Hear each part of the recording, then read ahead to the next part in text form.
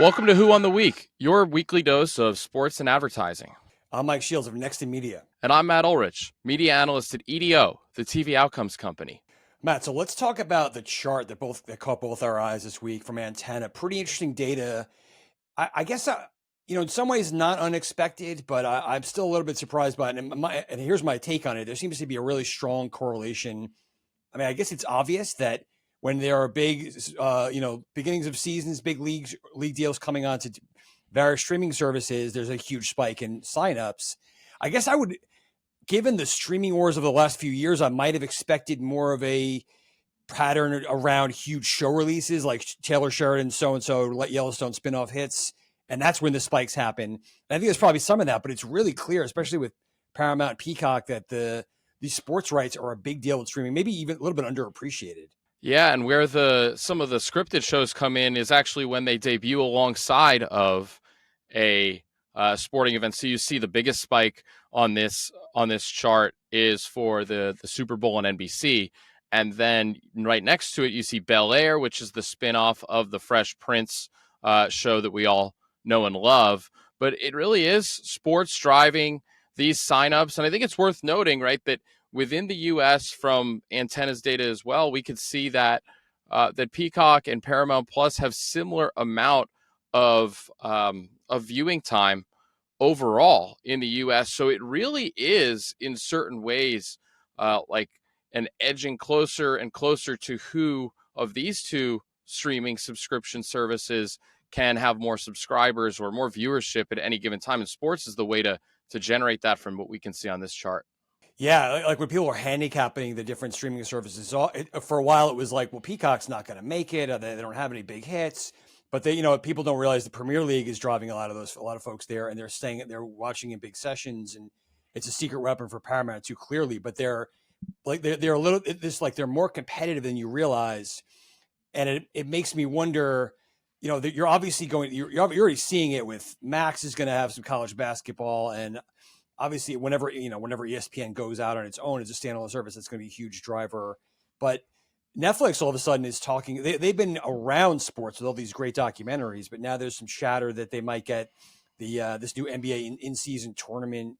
I don't know if that's the kind of thing that will drive signups because people don't even know what it is yet. But it just speaks to how you're going to see a lot of swirling around for these rights deals, which is going to be a huge deal in the NBA. Even the rights come up in a year or so. You can even see it. I saw some ads this past weekend or the past few for Netflix where they hit on all of their series, the Drive to Survive, Yep. their golf series. They've had a few different, the Untold, which is their 30 for 30 take on sports documentaries. So Netflix is definitely advertising its sports storytelling in order to drive subscriptions. And then, on this chart, you just, again, see it pop off the page. And especially with Thanksgiving coming up, we really see at multiple points on this timeline, Thanksgiving driving subscriptions, particularly for Peacock.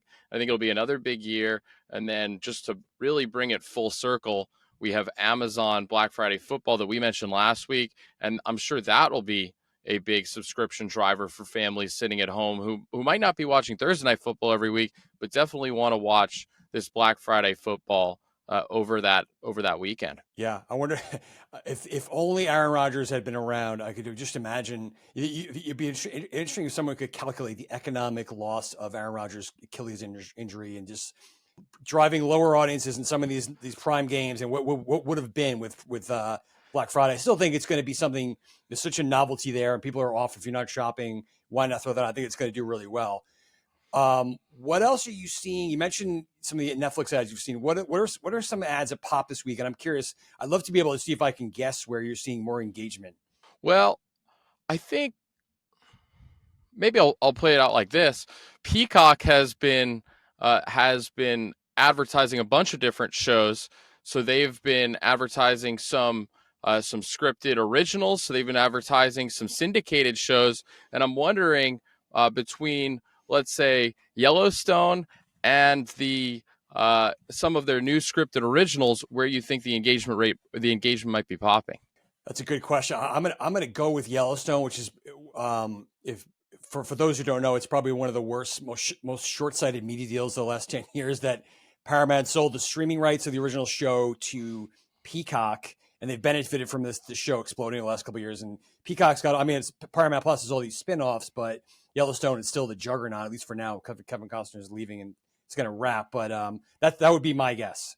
I think you must have seen EDO's engagement outcome data, because Yellowstone for Peacock within NFL this season, Yellowstone has the 6th largest spikes in search engagement from any Peacock ad. So that includes the John Wick, spinoff. That includes all of the Premier League, some of the other originals. Yellowstone, where Peacock is telling viewers that they are the exclusive home of Yellowstone on streaming.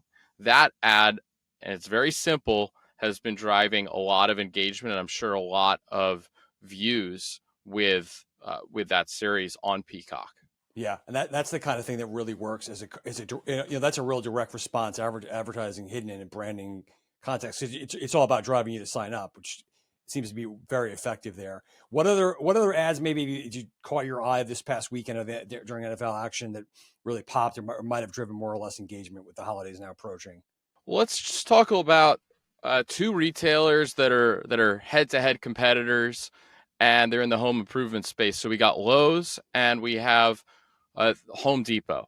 So Lowe's has an affiliation with the NFL. Lowe's spends about 3 times as much as Home Depot on NFL ads, on top of being an official NFL sponsor, I believe. Home Depot, on the other hand, has focused more on college football. So they have different strategies, both reaching different types of football fans. But there are a few interesting ads that I'd like to tell you about with Home Depot, particularly a decision they made in the past week that I think may be shifting things for them a little bit in terms of the outcomes they are receiving from these ads during the NFL and college football. All right. So what do you have in mind there? What kind of strategy shifts have you seen with Home Depot? So Lowe's is relying on this home team, so it features a bunch of NFL players, and they're also talking a little bit about Black Friday deals.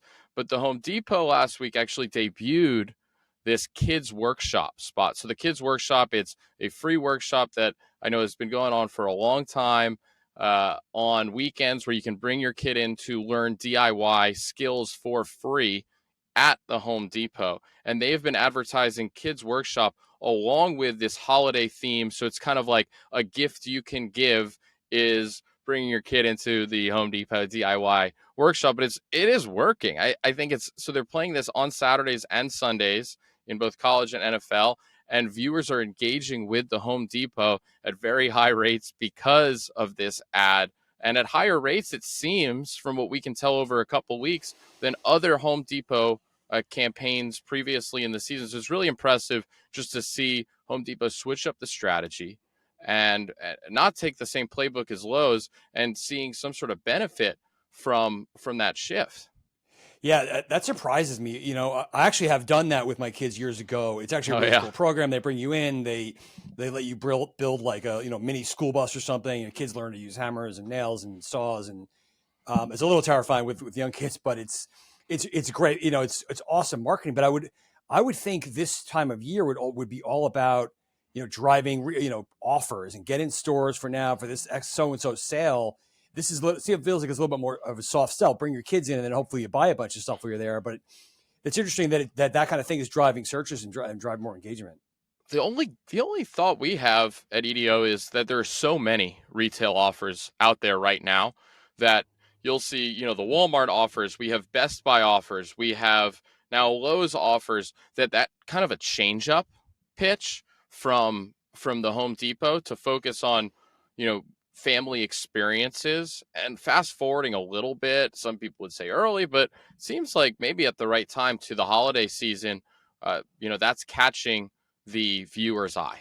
Yeah, and it's got that added benefit of mom and dad can get some shopping done while maybe your kid gets entertained by the Home Depot staff, so everybody kind of wins. Matt, great stuff. Where can folks learn more? Learn more at edo.com. We have a TV outcomes report for the holidays. Please check that out. We're excited to tell you more. Thanks, Matt. See you next week. Thanks, Mike.